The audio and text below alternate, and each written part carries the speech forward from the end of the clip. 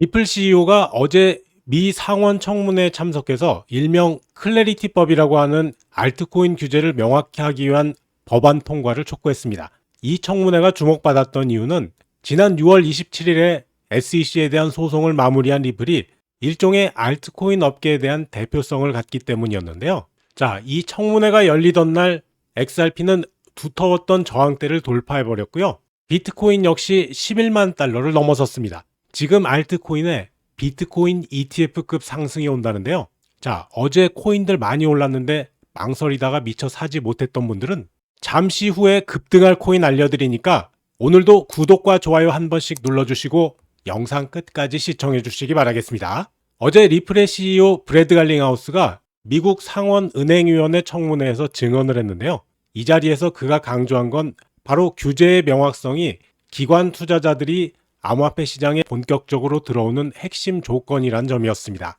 갈링하우스는 시장 정의와 기본 규칙이 명확해질 때에만 기관 자금이 이더리움과 알트코인에 본격적으로 유입될 수 있다고 증언하면서 사실상 알트코인 상승의 구조적인 요인을 제시한 거죠. 현재 5,500만 명 이상의 미국인이 참여하고 있는 3조 4천억 달러 규모의 암호화폐 경제에 대한 명확한 규제 체제가 절실하다는 입장을 밝혔습니다. 사실 갈링하우스가 이번 청문회에서 강조한 건 단순히 리플만의 문제가 아니었습니다. 그는 지난 10년간 법적, 규제적인 불확실성으로 인해서 미국 내에서 의미 있는 진전이 저해되었다면서 명확한 규정이 없을 경우 올바른 기업들이 오히려 부당한 공격에 직면하는 상황을 리플에서 직접 경험했다고 털어놨습니다. 이 말은 곧 현재 암호화폐 시장이 겪고 있는 규제 불확실성이 얼마나 큰 걸림돌이었는지 보여주는 거죠. 미국이 디지털 자산과 블록체인 분야에서 글로벌 리더가 되려면 이런 불확실성부터 해결해야 한다는 게 그의 주장이었습니다.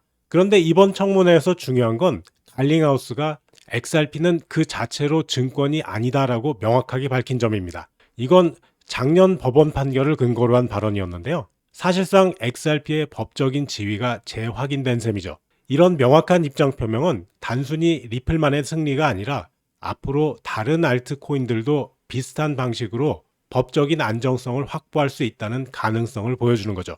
결국 규제가 명확해질수록 기관 투자자들의 자금이 비트코인을 넘어서 이더리움과 다양한 알트코인들로 흘러들 가능성이 높아지게 됩니다. 자, 드디어 7월 랠리가 시작되는 것 같은데요. 그보다 오늘 급등 가능성 높은 코인부터 알려드릴게요. 바로 페페입니다. 페페코인. 벌써 주간 동안에 어제 빠져나갈 사람들은 다 나갔고요. 손바뀜 나오면서 밴드 상단에서 오르기 시작합니다. AI 시스템은 이미 매수가 나와 있은 지 오래됐고요.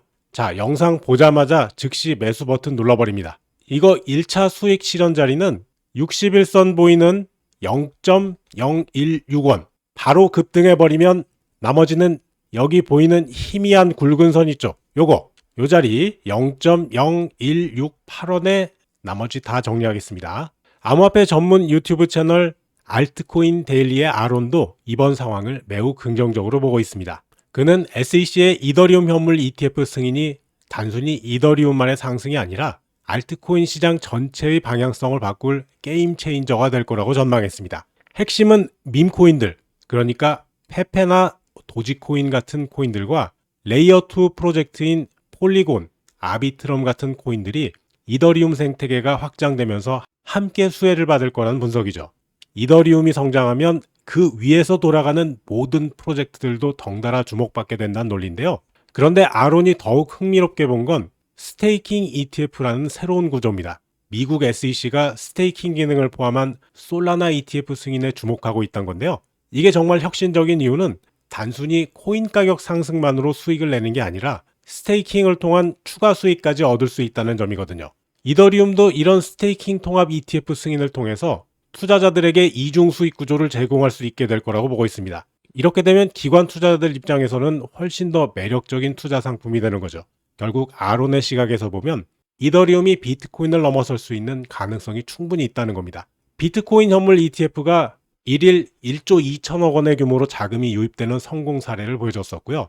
이제 블랙록이나 피델리티 같은 대형 운용사들이 알트코인 ETF에도 본격적으로 관심을 보이고 있거든요. 이더리움은 이미 ETF 승인이 완료됐고 솔라나나 XRP 같은 코인들도 ETF 승인 가능성 매우 높아지고 있습니다. 기관 자금이 암호화폐 시장으로 들어오는 속도가 점점 더 빨라지면서 알트코인들에게는 정말 좋은 기회가 오고 있다는 분석이죠. 물론 모든 게 순탄하게 진행될 거라고 단정할 수는 없습니다. 아직 넘어야 할 산들이 몇 개 있거든요. 우선 클래리티 법안이 통과하는 시기가 지연될 수도 있고요. SEC의 입장이 갑자기 바뀔 가능성도 배제할 수는 없죠. 그리고 법안이 통과되는 과정에서 시장 변동성이 일시적으로 커질 수도 있습니다. 이런 리스크들을 감안하면서도 전체적인 흐름은 알트코인들에게 유리한 방향으로 가고 있다는 건 분명해 보입니다. 자, 그렇다면 투자 전략을 어떻게 세워야 될까요?